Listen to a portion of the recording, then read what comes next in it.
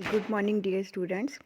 बेटे आज हम लोग जो है वो हमारा जियो का चैप्टर नंबर 5 एग्रीकल्चर करेंगे। जैसे कि हम सब जानते हैं कि हमारी बेसिक रिक्वायरमेंट्स क्या है सरवाइव करने के लिए, फूड, शेल्टर एंड क्लोथ, यही है ना बेटे। उनमें से हम जो है जो हमारी बेसिक नीड फूड हमें कहाँ से मिलता है उसके बारे में हम जो है वो इस चैप्टर में रीड करेंगे। We know food is a basic requirement of human beings for their survival. हम जानते हैं कि जीवित रहने के लिए भोजन जो है वो मनुष्य की एक बहुत बड़ी ज़रूरत है। This requirement of food has led to the development of agriculture. ये जो फूड की उसकी जो ज़रूरत है वो कहाँ से पूरी होती है? एग्रीकल्चर की डेवलपमेंट से। किसके ऊपर डिपेंड करती है? एग्रीकल्चर के ऊपर डिपेंड करती है। Early human beings were dependent upon food gathering, hunting and fishing for their survival. पहले का जो आदमी था, आदि मानव, जो आपने क्लास 6 में भी पढ़ा हुआ है, उस वो जो था वो फूड के लिए किसके ऊपर डिपेंड करता था?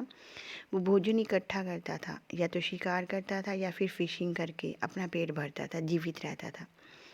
Gradually they started growing crops along the river valley which led to the beginning of agriculture. धीरे धीरे वो नदी के किनारे पर रहना उन्होंने शुरू किया और खेती बाड़ी करनी शुरू की, कृषि करनी शुरू की। It helped ancient civilizations to flourish along the river valleys.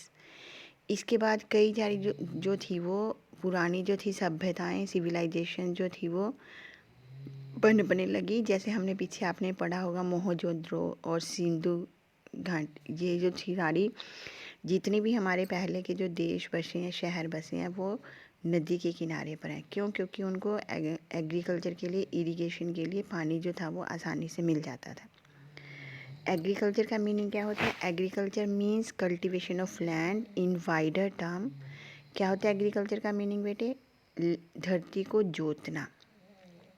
लेकिन अगर बड़े उसमें देखें, वाइडर टर्म में देखें, agriculture is a science and art of, किस किस चीज़ की साइंस और आर्ट है? राइजिंग क्रॉप्स, फसलें उगाना, रेयरिंग ऑफ लाइव स्टॉक्स, पशुओं को पालना, दूध देने वाले जो पशु होते हैं, फॉरेस्ट्री, जंगल वगैरह, एंड फिशिंग, और मछली पालना। ये सब जो है वो एग्रीकल्चर में आते हैं। अगर आपको 1 मार्क्स का क्वेश्चन आ सकता है, what do you mean by agriculture, तो आप क्या लिखोगे? Agriculture means cultivation of land and it is also a science and art of rising crops, rearing of live stocks, forestry and fishing. Clear हुआ agriculture? Next है हमारा बेटे importance of agriculture. Agriculture की विशेषताएं क्या हैं, क्या क्या मिलता है हमें इससे, ये लोगों को कैसे बेनिफिट देती है। Most of the population of the world still dependent on agriculture for its livelihood. ज़्यादातर बेटे वर्ल्ड की जो पॉपुलेशन है अपनी जीविका के लिए, लाइवलीहुड के लिए एग्रीकल्चर के ऊपर डिपेंड करती है। अगर हमारे इंडिया की हम बात करें तो 60% पॉपुलेशन हमारे देश की जो है वो एग्रीकल्चर के ऊपर निर्भर करती है यानी कि एग्रीकल्चर से उनको रोज़गार मिला हुआ है। It is a major occupation of people in the developing countries of the world. वही विकसित जो विकासशील देश हैं, डेवलपिंग कंट्रीज़ हैं, उनमें लोगों का ये ऑक्यूपेशन है, काम यही है, खेती बाड़ी करना। India is an agriculture countries, hence it is backbone of our country's economic development. Bharat जो है वो एक कृषि प्रधान देश है, तो हमारे देश की जो बैकबोन, रीढ़ की हड्डी जो है वो आर्थिक विकास की क्या है? वो एग्रीकल्चर है। Agriculture not only supplies food to the people but also creates huge market for tractor, threshers, harvesters, fertilizers, pesticides and other industrial product।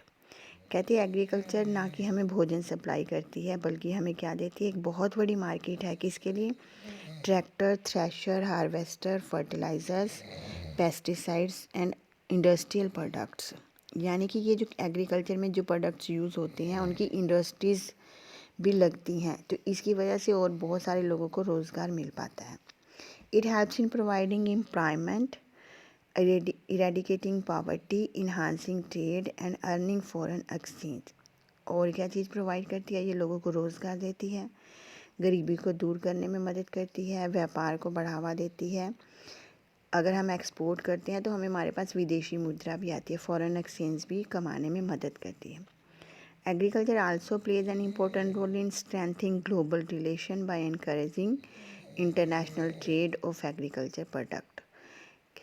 कहते हैं कि ग्लोबल रिलेशन दूसरे देशों के साथ भी रिलेशन बनाने में काफ़ी ज़्यादा मदद करती है, क्योंकि अंतर्राष्ट्रीय व्यापार पर हम लोग क्या करते हैं, वस्तुओं को एक्सपोर्ट कर कर दूसरे देशों के साथ हमारे अच्छे संबंध बन सकते हैं। ये थे आपके एग्रीकल्चर के बेनिफिट। पता चला क्या क्या इम्पोर्टेंस है इसकी, क्या करती है। एक तो ये इकोनॉमिक डेवलपमेंट में योगदान देती है, बहुत सारे लोगों को रोज़गार मिलता है, एम्प्लॉयमेंट मिलती है इससे। कितनी % पॉपुलेशन जो है वो एग्रीकल्चर के ऊपर डिपेंड करती है, मेन ऑक्यूपेशन है लोगों का एग्रीकल्चर। ग्लोबल रिलेशन बनाने में हेल्प करती है, और हमारे पास फॉरेन एक्सचेंज विदेशी मुद्रा कमाने में भी मदद करती है। नेक्स्ट जो है बेटे हम नेक्स्ट वीडियो में देखेंगे।